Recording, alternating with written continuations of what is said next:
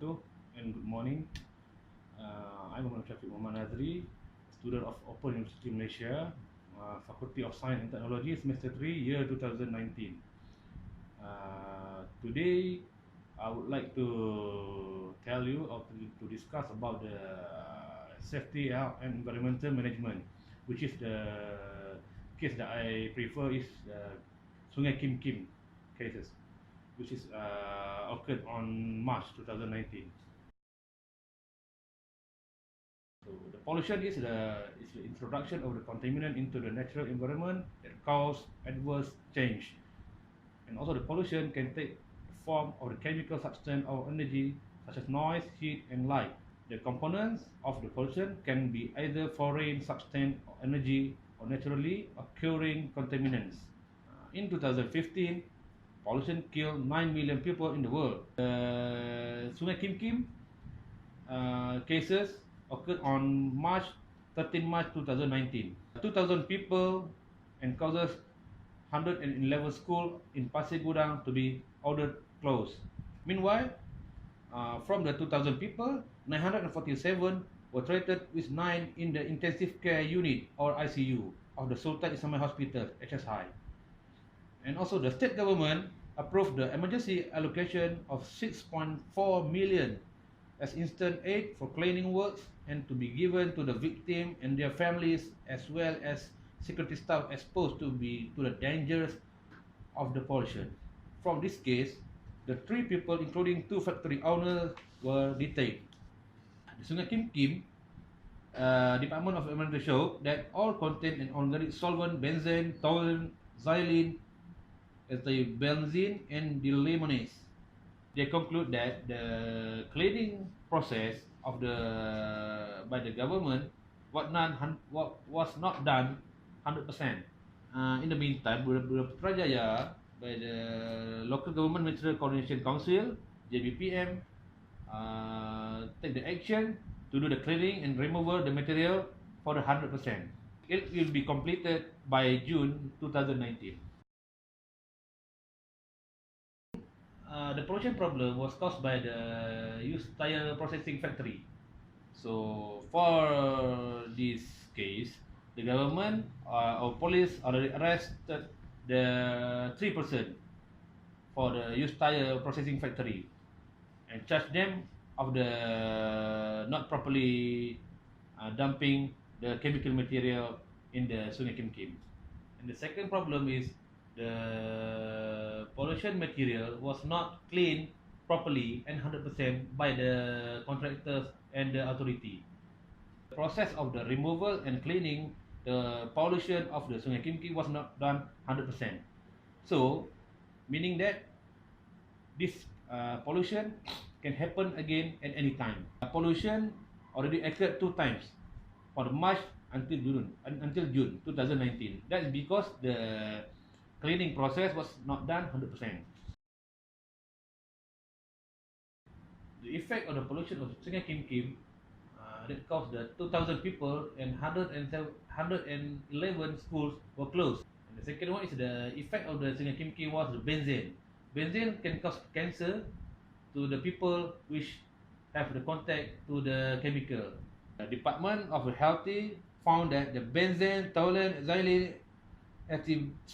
benzene, and dilaminate already occurred or already found in the Sungai Kim Kim. They are studying to neutralize the Sungai Kim Kim pollution. The third effect was the 947 people were treated in the ICU at the Pasir Gudang Hospital because of the pollution. For the effect, which is the Johor Bahru fishermen.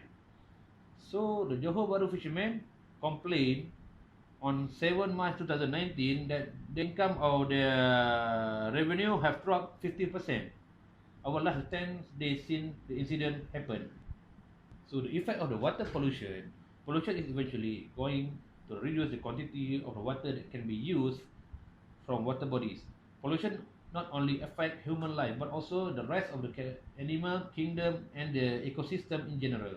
It can result in the shortage of water that can be used for human consumption as well as for agriculture purpose. A consequence of water pollution also includes the destruction of aquatic life, which can also impact the economy of various countries because aquatic animals, such as fish, form an important part of the food and import and export industries. For the problem that we found at the Sungai Kim pollution, there were acts that can be controlled and can be penalized to the tire factory director. So they will be charged under the section 34B 1A of the Environmental Quality Act 1974, which is read together with the section 42 of the same act and punishable under section 34B 4 of the same act. So there can be jail for the 5 years and a maximum fine of the 500,000 if convicted. As we know, the Sungai Kim pollution uh, can be traced or can be judged of the trace of the problem by the risk assessment. For your information, the risk assessment is defined as a process of assessing the risk associated with each of the hazards identified so the nature of the risk can be understood.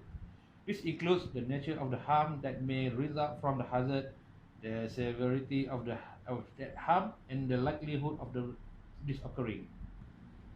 For the risk assessment process, first we need to determine the limit of the machinery, second, the hazard identification, and the third, risk estimation, and the fourth, risk evaluation. So, to overcome the problem, we must undergo the Environmental Impact Assessment, EIA. The Environmental Impact Assessment is defined as the systematic identification and evaluation of the potential effect of proposed projects, planned programs, or legislative action relative to the physical, chemical, biological, cultural, and socio-economic component of the total environment.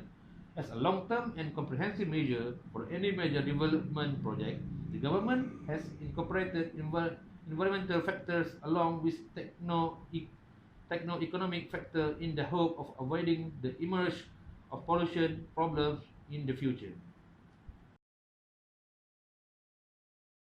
Therefore, water pollution is indeed a very serious concern because it is not only has an impact on health but also can have negative effect on the very industry and agriculture. The Sungai Kim gives us the lesson that all the parties involved, such as the civilian, the authorities, and also the owner of the factory or the contractors or anybody should concern and should implement the Environmental Quality Act. They should study and should comply with the Environmental Quality Act in order to take care of the Sungai Kim and also the Sungai Kim culture, agriculture.